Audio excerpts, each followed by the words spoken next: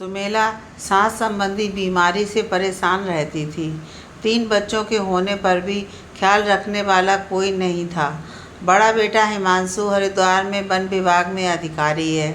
छोटा बेटा मयंक घर पर ही अपनी पढ़ाई करता है और कोचिंग में पढ़ाता है।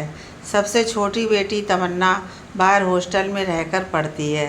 इसलिए सबने हिमांशु की शादी करने की सलाह दी। सुमेला और रमेश इसी सिलसिले में लड़की देखने गए। उनके रिश्तेदारी में सभी लड़कों को उच्च दहेज के साथ उच्च घर की अच्छी बहू मिली थी। कुछ ऐसा ही रिश्ता सुमेला और रमेश भी चाहते थे। दोनों की अपनी बड़ी बड़ी मांगों की लिस्ट तैयार थी। जैसे ही सुमेला और रमेश घर आए, मयंक ने जिज्ञासा से पूछा, क्या हुआ माँ, कैसी है लड़की? रमेश गुस्से में मुंह बनाए बोले, लड़की तो हमने देखी ही नहीं। मयंक आश्चर्य से बोला, पर आप लोग तो भैया के लिए लड़की देखने गए थे ना? तब सुमेला बोली, हाँ गए थे, पर लड़की देखने से पहले लेन देन की बात होने लगी।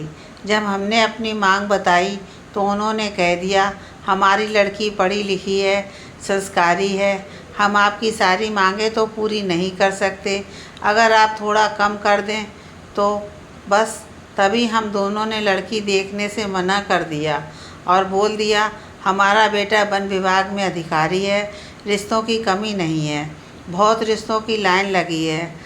फिर वो कुछ बोल ना सके और हम दोनों वहाँ से निकल गए।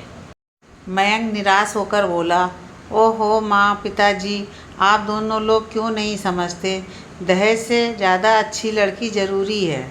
यह सुनकर मयंक के पिता गुस्से में बोले, अच्छा तो तुम्हारे भैया हिमांशु की नौकरी के लिए जो लाखों रुपए लगाए हैं, वो उसका क्या? तुम इस मामले में ना ही बोलो तो अच्छा है, क्योंकि तुम्हारी तो सरकारी नौकरी है नहीं। तुम्हारे भाई की तरह इतनी बार बोला, भाई की तरह रुपए देकर कोई अच्छी सी सरकारी नौकरी कर लो, हम दे रहे हैं ना रुपए। पर नहीं, तुमने तो जिद पकड़ रखी है, खुद की मेहनत से ही नौकरी करोगे। देखते हैं कैसे करते हो ये सब। मयंक फिर कुछ न कह सका, उदास हो वहाँ से अपने कमरे में चला गया। एयरफोर्स में जाना उसका सपना था, साथ ही वो सभ्य सोच रखने वाला, समाज से अनैतिक के खिलाफ रहता था। पर कामयाबी न मिलने के कारण उसकी घर में उसकी छोटी बहन तमन्ना, जो घर से दूर हॉस्टल में रहकर पढ़ती है, उसके अलावा कोई नहीं सुनता। इसलिए मयंक अक्सर अपने कमरे में किताबों में खोया रहता था। घर में बड़े भाई हिमांशु की शादी के लिए कई रिश्ते देखे गए, पर दहेज की मांग के चलते कहीं उन्हें रिश्ता पसंद नहीं आया। हिमांशु हरिद्वार में अपनी नौकरी में व्यस्त रहता और अपनी शादी की सभी जिम्मेदारी घर वालों पर ही छोड़ रखा था। स्वभाव अलग होने पर भी दोनों भाइयों में बहुत प्यार रहता था। इसी कारण मयंक अपने भैया हिमांशु की शादी के लिए उत्साहित रहता था। थोड़े ही समय बाद संयोगवश उन्हें हिमांशु के लिए एक अच्छा रिश्ता मिल गया। लड़की का नाम प्रीति अपने पिता की इकलौती लड़की है। उसका केवल एक छोटा भाई है। उसके पिता सरकारी ठेकेदार हैं। उन्होंने ये सारी मांग खुशी खुशी स्वीकार कर ली। हिमांशु के लिए रिश्ता मिलने पर मयंक बहुत खुश हुआ। उसने जल्दी ही ये खबर हिमांशु और छोटी बहन तमन्ना को बताई। यह सुनकर दोनों बहुत खुश हुए। जल्दी ही हिमांशु को बुलाकर रिश्ता पक्का करने संबंधी सभी रस्में पूरी की गईं। प्रीति देखने में सुंदर और व्यवहार में विनम्र लग रही थी। पंडित जी ने 1 महीने के बाद का विवाह का शुभ मुहूर्त रखा। मयंक को तमन्ना को लेने के लिए देहरादून भेज दिया। मयंक जैसे ही तमन्ना को लेकर घर आया, तमन्ना चहकते हुए अपने माँ पिताजी के गले लग गई। हिमांशु को छेड़ते हुए बोली, भैया मुझे बहुत खूबसूरत और महंगा वाला लहंगा चाहिए, आखिर मैं इकलौती ननद हूँ। हिमांशु मुस्कुराते हुए बोला, हाँ हाँ, जो मन करे ले लेना, पहले इतनी दूर से आए हैं, आराम तो कर लो। तमन्ना दरवाजे की तरफ जाते हुए बोली, अभी नहीं, मैं धरा से मिलने जा रही हूँ। अरे रुको तो, माँ ने तमन्ना को रोकते हुए बोला, धरा से कह देना समय निकालकर जल्दी से घर मदद के लिए आ जाए। बहू को देने के लिए सभी सामान तैयार करना है। मेरी तो कुछ समझ ही नहीं आ रहा, कैसे करूं। अब धरा समझदार लड़की है, वो सब अच्छे से करा देगी। तमन्ना ने कहा, हाँ हाँ ठीक है। माँ बोली कि अपनी सहेली धरा को तो कभी नहीं भूलती। आखिर धरा है भी गुणवान, जिला टॉप किया है। धरा का है भी कौन, माँ तो बचपन में चली गई, बस उसके पिता मास्टर जी हैं। घर में रिश्तेदारों का आना भी शुरू हो गया। तमन्ना शादी के लिए खरीदारी के लिए अपने पिता और दोनों भाई के साथ बाजार गई हुई थी।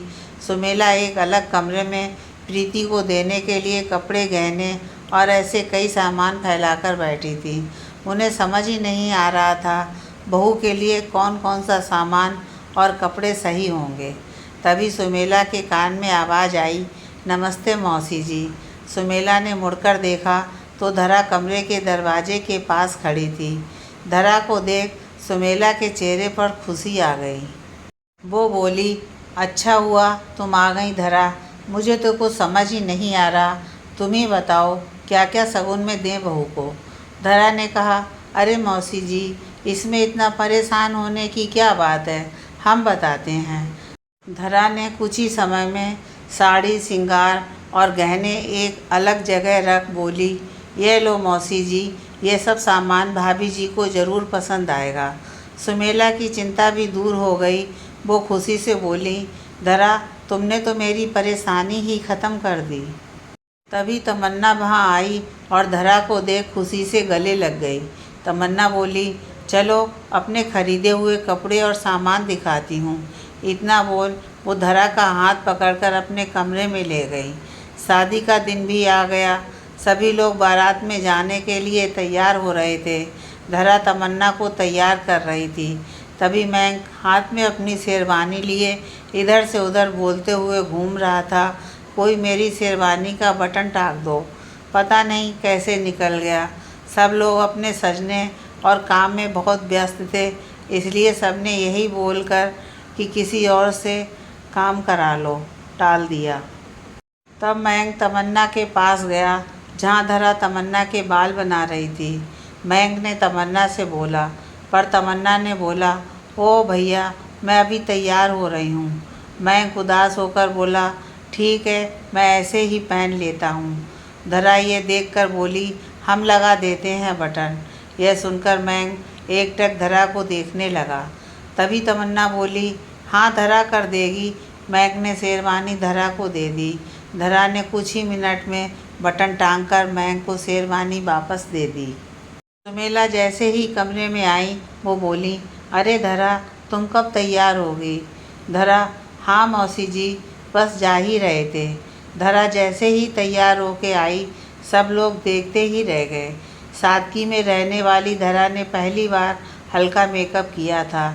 जो बाल हमेशा बंधे रहते वो रेशम से खुले धरा की सुंदरता में चार चांद लगा रहे थे। मयंक की तो नज़र ही नहीं हट रही थी धरा से। तमन्ना धरा को देख आश्चर्य से बोली, मैं इतना महंगा लहंगा पहन कर भी इतनी सुंदर नहीं लग रही जितनी तुम अपने सूट में लग रही हो। सभी लोग बारात में चले गए। सारी रस्मों के साथ शादी संपूर्ण हुई।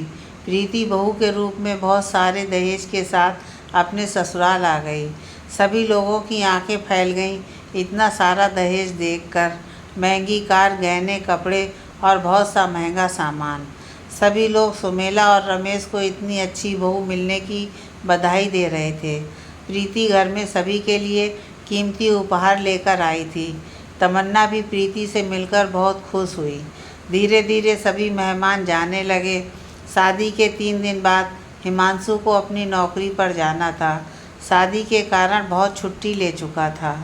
सुमेला हिमांशु के जाने की खबर सुन हिमांशु के जाने के लिए सामान रखने लगी।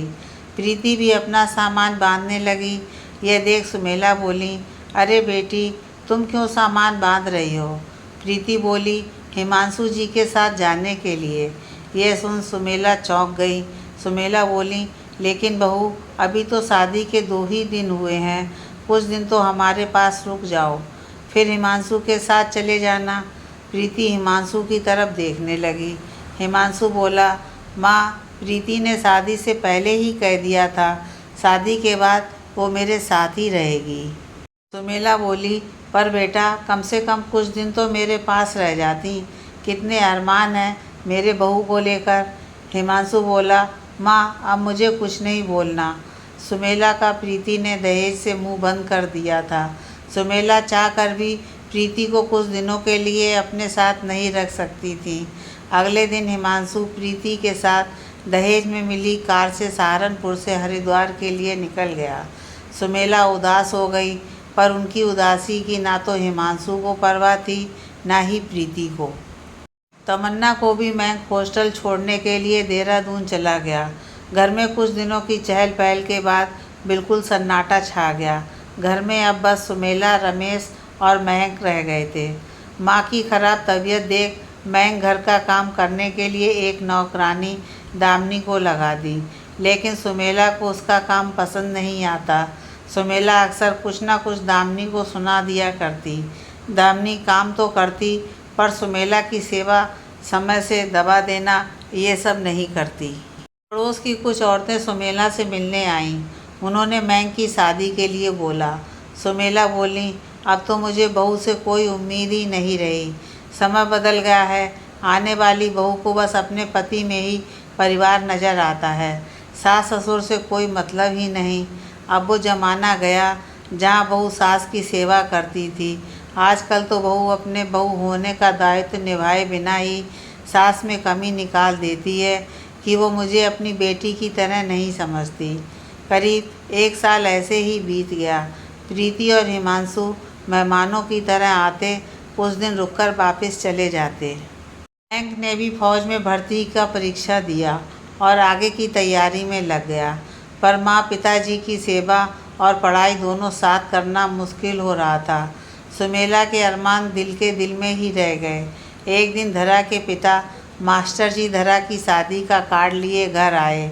उन्होंने सुमेला और रमेश को कार्ड देते हुए बोला, आप सभी लोग शादी में ज़रूर आइएगा। मैं मन ही मन धरा को पसंद करता था। धरा की शादी की खबर सुन वो उदास हो गया। तमन्ना अपनी परीक्षा के चलते धरा की शादी में नहीं आ सकी। धरा की शादी वाले दिन सुमेला की तबीयत ठीक न होने के कारण सुमेला और रमेश शादी में नहीं जा सके।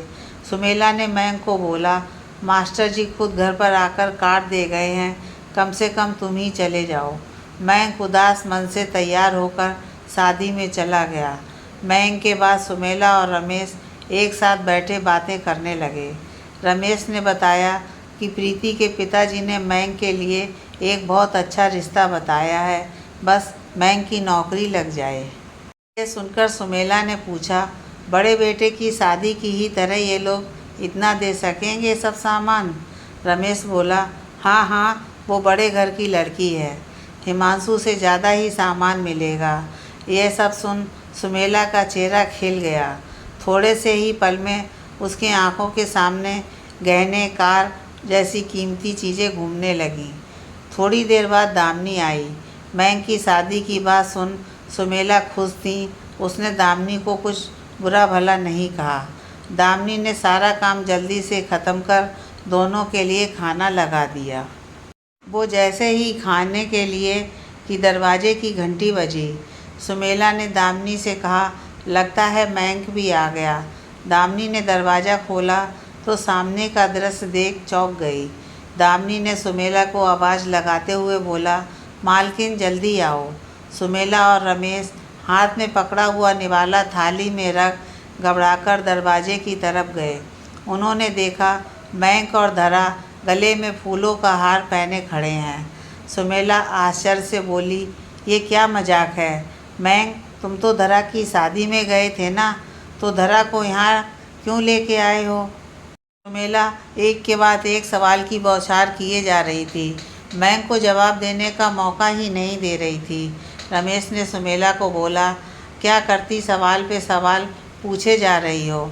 दोनों को अंदर तो आने दो, बाहर ही खड़े करके सारी बात पूछोगी क्या? सुमेला बोली, नहीं, मैं घर के अंदर नहीं आने दूंगी। कोई मजाक है क्या? कभी भी किसी भी छोटे घर की लड़की को शादी करके ले आएगा तो क्या मैं उसे अपना बहू मान लूँगी? महक ने अपनी चुप्पी तोड़ते हुए बोला, माँ, बाबूजी, मेरी बात तो सुनो। यह सब मैंने जानबूझकर नहीं किया। आप लोग पूरी बात तो सुन लो।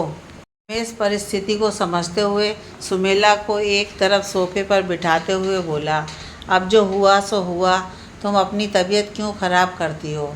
रमेश ने कहा, मयंक तुम दोनों घर के अंदर आओ पहले। तभी दामिनी बोली, अरे साहब, छोटे साहब दुल्हन लेके आए हैं, क्या बिना रस्मों के घर के अंदर आने दोगे? अब शगुन नहीं होगा क्या? सुमेला गुस्से में बोली, अब शगुन को तो ये साथ लाया है, अब इसे बड़ा अपशगुन क्या होगा? मैं कुछ नहीं करूँगी इनके लिए। यह सब सुन धरा रोए जा रही थी। रमेश ने दामिनी को कहा, तुम ही कर दो दामिनी, कम से कम बात तो घर के अंदर होगी। ऐसे दरवाजे पर खड़ा करके पड़ोसियों के सामने तमाशा बनाना है क्या? दामिनी ने हाथ में आरती की थाल और चावल से भरे कलश लेकर कुमकुम की थाल रख दी और सारी रस्में पूरी कर घर के अंदर आ गए। रमेश ने दामिनी से कहा, धरा को मयंक के कमरे में ले जाओ, जो बात करनी है मयंक से करेंगे। दामिनी धरा को मयंक के कमरे में ले गई और पानी लाकर दिया। धरा लगातार रोए जा रही थी। दामिनी ने धरा से कहा, छोटी मालकिन, बहुत अच्छे हैं हमारे मयंक मालिक, आपको खुश रखेंगे, आप रो मत। दूसरी ओर रमेश और सुमेला ने मयंक के सामने फिर बहुत से सवाल रख दिए। मयंक ने फिर बताया, मैं क्या करता पिताजी, धरा दुल्हन बन के तैयार बैठी थी, सब लोग बारात का इंतज़ार कर रहे थे। तभी मास्टर जी के पास फ़ोन आया, जिस लड़के से शादी होने वाली थी वो किसी और लड़की को चाहता था और वो उस लड़की के साथ उसी समय घर से भाग गया। मास्टर जी यह सुनकर सदमे में आ गए। उन्होंने ये बात सिर्फ मुझसे और चंद अपने दोस्तों से कही। उन्होंने बोला, इतना कर्ज लेके शादी की तैयारी की थी, अब जो लड़की दुल्हन बनकर बैठी हो पर उसकी बारात ही ना आए, ऐसे में लोग ना जाने कितनी तरह की बात करेंगे। मेरी बेटी के खिलाफ़ उससे कौन शादी करेगा, कौन रिश्ता करेगा? मैं क्या करूं? इतना बोल मास्टर जी रोने लगे। वो बिल्कुल टूट गए। रोते रोते वो बेहोश हो गए। धरा को ये सब पता चला तो बहुत परेशान हो गई अपने पिता के लिए। जल्दी ही डॉक्टर को बुलाया। डॉक्टर ने बोला, ये सदमे की वजह से हुआ है, पर अभी भी इनकी तबीयत इस काबिल नहीं है कि कोई सदमा बर्दाश्त कर सकें। सभी मेहमान बैठे बारात जयमाला का इंतज़ार कर रहे थे। मुझे कुछ समझ नहीं आ रहा था, मैं कैसे उनकी मदद करूं।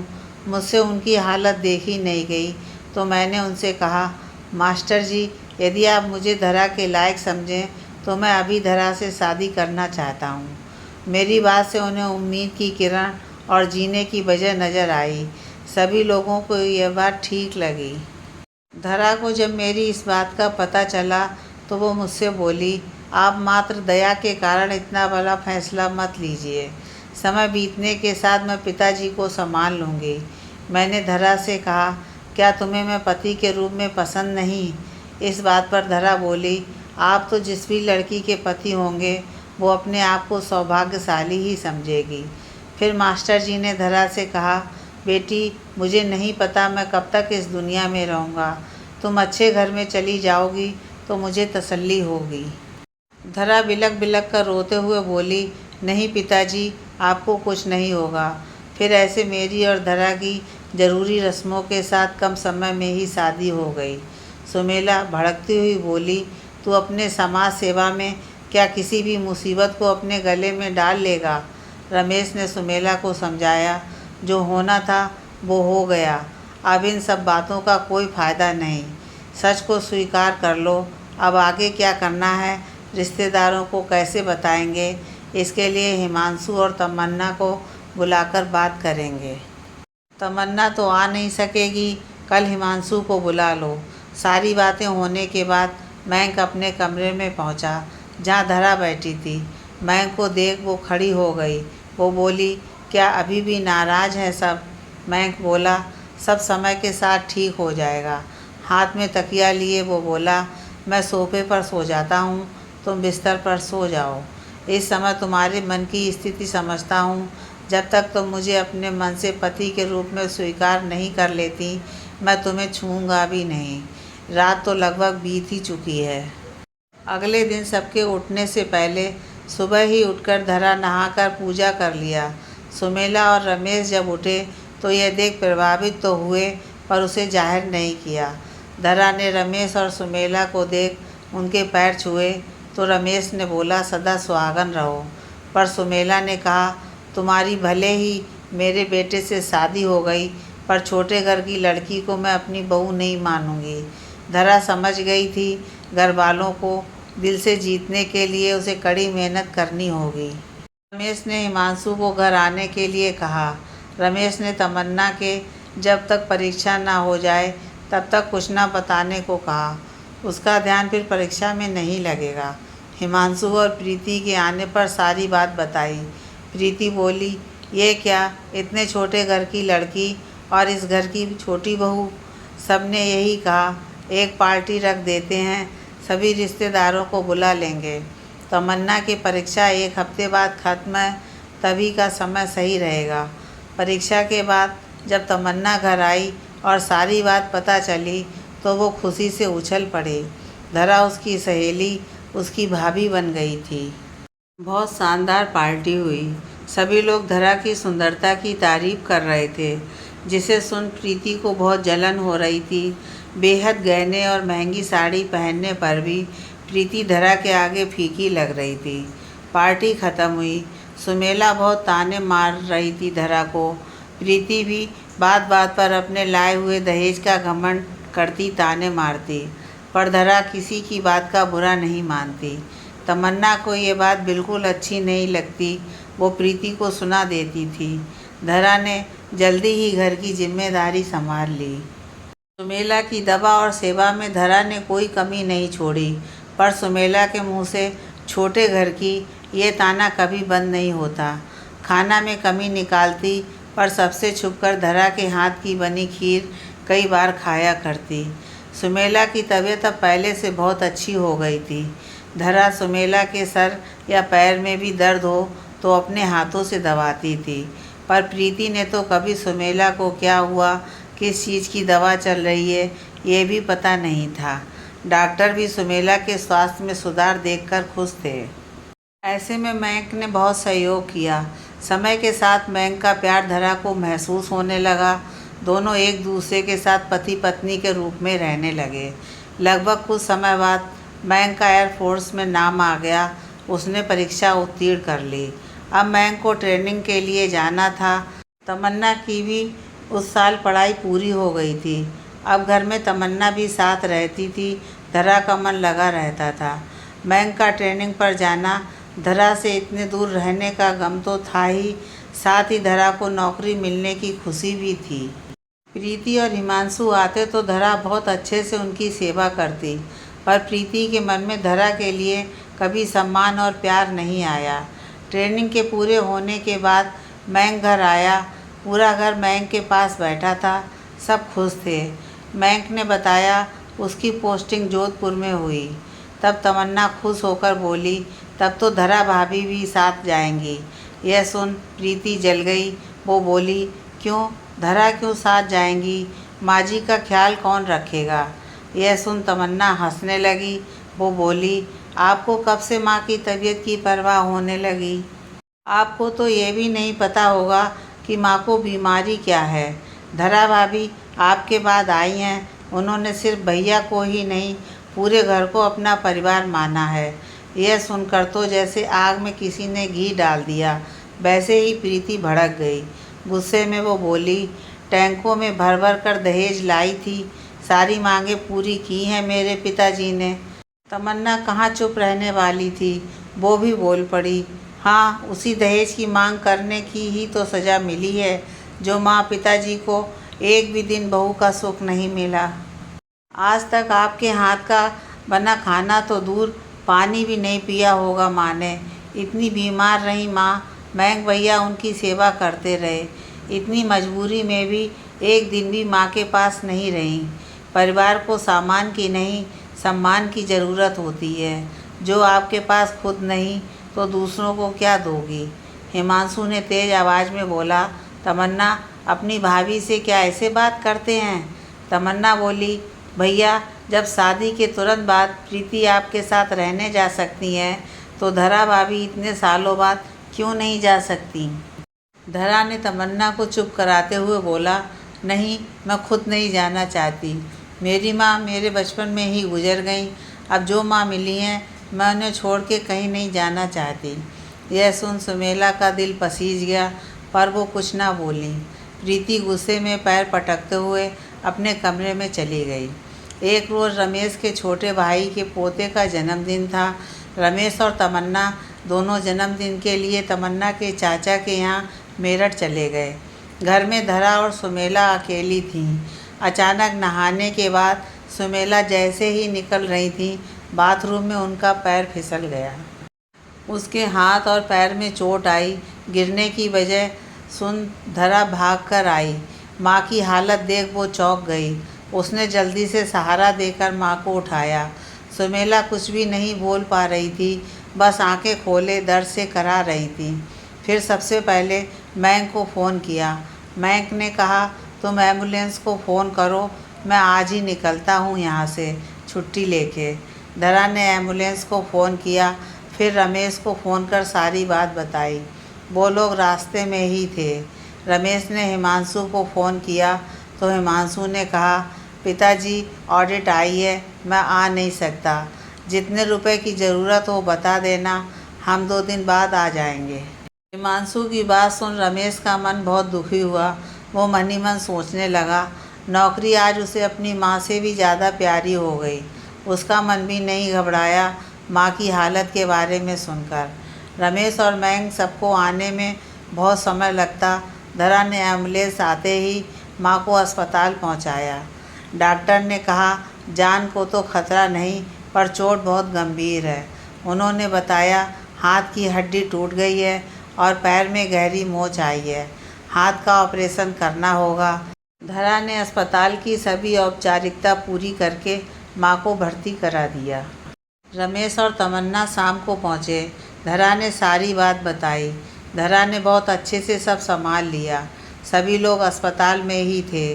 अपनी सास की सेवा में कोई कमी नहीं छोड़ी। पूरी रात जगी रही। अगले दिन मयंक आ गया। मयंक सीधे अस्पताल में आया और माँ को देखने के लिए उत्सुक होने लगा। रमेश ने बोला, बेटा, तू इतनी दूर से सहारनपुर आ गया और इतनी पास हरिद्वार, तेरा भाई वो नहीं आया। उसे तो अपनी माँ की कोई चिंता ही नहीं है। मयंक बोला, पिताजी, बहुत मुश्किल से छुट्टी लेकर आया हूँ। छुट्टी नहीं मिल रही थी। ऑपरेशन के बाद सुमेला को अलग कमरे में रखा गया। थोड़ी देर बाद जब उन्हें होश आया तो सबको सामने देख बोली, हिमांशु और प्रीति नहीं आई। मयंक ने कहा, अरे माँ, भैया तो जिद कर रहे थे आने को। मैंने ही कहा, जब मैं यहाँ हूँ तो अपना काम पूरा करके आ जाना। रमेश की आंखों में आंसू आ गए। धरा और मयंक ने तमन्ना और पिताजी को घर पर आराम करने के लिए भेज दिया। 5 दिन सुमेला को अस्पताल में भर्ती रहना था। धरा घर का काम करती और रात को अस्पताल में भी जगती। तमन्ना पिताजी का ख्याल रखने के लिए उनके साथ रहती थी। रात में न सोने के कारण धरा की तबीयत भी ठीक नहीं थी। 3 दिन बाद हिमांशु और प्रीति आए। रमेश ने कहा, अब बड़ी बहू आ गई है तो एक रात वो रुक जाएगी सुमेला के पास। प्रीति बोली, मैं सफ़र से थक के आई हूँ और रात में भी जगना, मैं वैसे भी दवाइयों के महक से मुझे मितली आती है। तमन्ना बोली, मुझे पहले ही पता था आप यही बोलेंगी। धरा भाभी बिना उफ किए 3 रात से सोई भी नहीं है। हिमांशु ने भी प्रीति का पक्ष लेते हुए बोला, प्रीति की तबीयत ठीक नहीं, वो नहीं रुकेगी। धरा ने कहा, कोई बात नहीं, मैं ही रुक जाऊंगी, आप लोग परेशान ना हो। रमेश और सुमेला एक दूसरे का मुंह देख रहे थे। सबके जाने के बाद सुमेला ने रमेश से कहा, हमने दहेज के लालच में अपने बेटे को ही बेच दिया, अब वो हमारा नहीं रहा। धरा तो बहू के रूप में बेटी मिली है। मैंने क्या कुछ नहीं कहा उसे, पर उसने कभी कुछ ना कहा। सुमेला की हालत में सुधार देख डॉक्टर ने सुमेला को घर पर आराम करने को कहा। मयंक को वापस जाना था। जाने से पहले मयंक ने एक पुरानी कार खरीद घर ले आया। कार देख रमेश ने कहा, ये क्यों लाए? मयंक बोला, अभी इतने रुपए नहीं जो नई कार लेता, इसलिए ये कार आपके लिए ली है। मैंने एक ड्राइवर रखवा दिया, जब भी कहीं जाना हो आप और माँ इससे चले जाना। माँ को बार बार अस्पताल में जाना होगा। धरा बहुत खुश हुई ये देखकर। तमन्ना बोली, ये आपने ठीक किया भैया। धरा का हाथ पकड़ तमन्ना बोली, चलो भाभी देखते हैं कैसी है कार। प्रीति इस बात पर तंज कसती हुई बोली, हाँ बैठ जाओ पुरानी कार में, महंगी और नई कार में बैठना हर किसी के नसीब में कहाँ। तमन्ना ने तुरंत इसका जवाब देते हुए बोला, हाँ भाभी सही कहा आपने, अपने पति की कमाई की पुरानी कार में बैठने का सुख हर किसी के नसीब में कहाँ। कुछ लोगों को तो दहेज के भीख में मिली कार से ही काम चलाना पड़ता है। प्रीति मुँह बनाकर घर में चली गई। सुमेला जब ठीक हो गई तब सोने के 2 मोटे मोटे कंगन निकालकर धरा को देते हुए बोली, ये मेरी सास को उनकी सास ने दिए और मेरी सास ने मुझे दिए थे, क्योंकि उन्हें मेरी सेवा भाव के कारण उन्हें मुझ में बहू नहीं अपनी बेटी नज़र आती थी, इसलिए ये कंगन मुझे दिए थे। अब मैं ये तुम्हें देना चाहती हूँ, मुझे माफ़ करना, मैंने तुम्हें बहुत बुरा भला कहा। धरा को सुमेला ने गले लगा लिया। उसे अपनी गलती का एहसास हो गया था। मयंक जब जाने को तैयार हुआ तो माँ ने धरा को भी मयंक के साथ जाने के लिए बोला। धरा के मना करने पर माँ ने कहा, बेटा तुम्हें भी अपना जीवन मयंक के साथ खुशी खुशी बिताना चाहिए। धरा कुछ समय मयंक के साथ और कुछ समय अपने ससुराल में बिताती थी। समय बीतने के साथ तमन्ना की शादी हो गई। हिमांशु की तरह मयंक का भी एक बेटा है जो अपनी दादा दादी से बहुत प्यार करता है। हिमांशु और प्रीति दोनों ने अलग घर बनवा के अलग रहते हैं, घर पर बहुत कम आते हैं। धरा को पाकर सुमेला और रमेश की सोच बदल गई। बहू ऊंचे और बड़े घर की नहीं बल्कि ऊंचे गुणों और ऊंचे सोच वाली होनी चाहिए।